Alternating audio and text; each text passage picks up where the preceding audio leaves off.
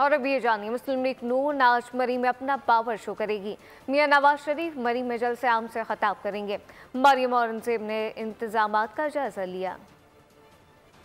साल बाद यहाँ जलसा करने जा रहे हैं और मरी के लोगों ने बड़ी मोहब्बत से मियां साहब को बुलाया और कहा कि 2024 की कैंपेन नामुकम्मल होगी जब तक मियां नवाज शरीफ मरी नहीं आएंगे। और मियां नवाज शरीफ साहब ने भी कहा कि बारिश हो, बर्फ़ पड़े, जो भी हो, मैंने मरी जाकर जलसा करना है। इंशाल्लाह मरी के लोग जो मोहब्बत करते हैं मियां साहब से, वो लोग यहाँ मियां नवाज शरीफ का तारीख़ी इस्तकबाल करेंगे। और आप देखेंगे कि GPO में जो कि एक तारीख़ी जलसा की जगह है, वो ये जलसा पिछले तमाम जलसों के रिकॉर्ड तोड़ेगा।